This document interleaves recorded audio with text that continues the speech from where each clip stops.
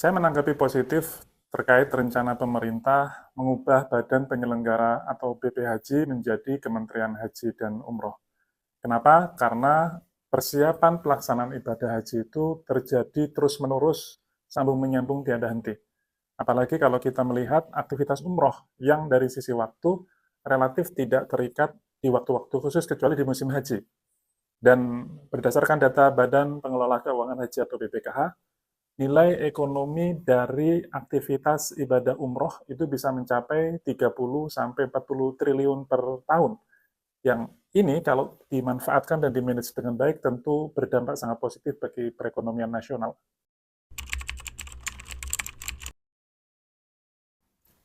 Berbicara tentang prioritas Kementerian Haji dan Umroh, menurut saya tentu yang paling utama dan pertama adalah mempersiapkan penyelenggaraan haji tahun 2026.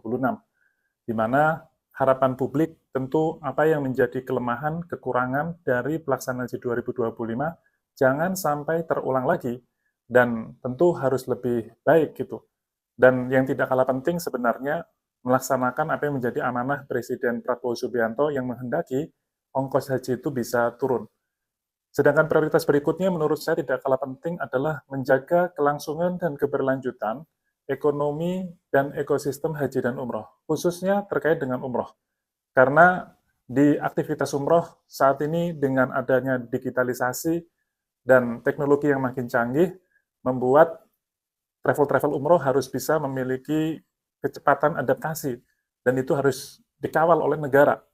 Dan kita harus buka data lagi bahwa Badan Pengelola Keuangan Haji memperkirakan keseluruhan nilai ekonomi haji dan umroh di Indonesia setahun itu bisa mencapai 60 sampai 70 triliun, di mana sekitar 30 sampai 40 triliun diantaranya ada di ekosistem umroh, dan ini yang harus dijaga oleh pemerintah karena itu sangat besar dampaknya bagi perekonomian nasional.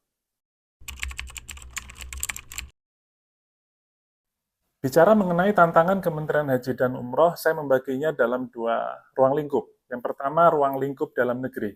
Di dalam negeri ada sejumlah tantangan yang mesti bisa dipecahkan oleh Kementerian Haji dan Umroh yang baru ini. Di antaranya adalah bagaimana penataan birokrasi dari pusat, provinsi, kabupaten, kota, hingga kecamatan itu harus bergerak dengan cepat karena sudah akan berhadapan dengan pelayanan haji 2026.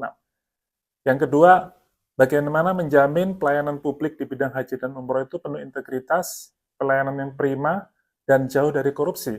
Apalagi hari-hari ini publik disuguhi dengan pemberitaan seputar dugaan korupsi kuota haji tambahan 2024. Dan tentu yang berikutnya adalah kementerian ini harus bisa menjaga kelangsungan dan keberlanjutan serta penumbuhan ekosistem haji dan umroh yang nilai ekonominya menurut BPKH di tahun 2024 bisa mencapai 60 sampai 70 triliun, di mana di antaranya 30 sampai 40 triliun itu terjadi di sektor ibadah umroh.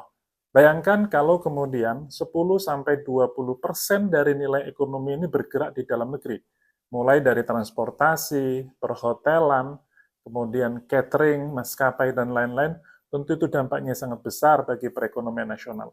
Tantangan yang kedua di luar negeri. Menurut saya, Kementerian Haji dan Umroh harus bisa menjadi delegasi yang terbaik Indonesia dalam diplomasi haji kepada Arab Saudi.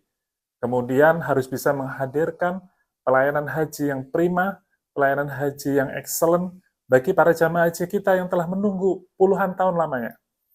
Dan tentu harus bisa mewujudkan cita-cita Presiden Prabowo terkait dengan ongkos haji yang makin murah dan tentu saja mewujudkan kampung haji Indonesia di Mekah. Harapan publik terhadap Kementerian Haji dan Umroh sebenarnya tidak muluk-muluk. Yang penting pelayanan makin baik, ongkos haji makin murah, tidak ada korupsi, dan antrian haji bisa lebih cepat dari yang diprediksi sebelumnya. Itu aja sebenarnya keinginan publik.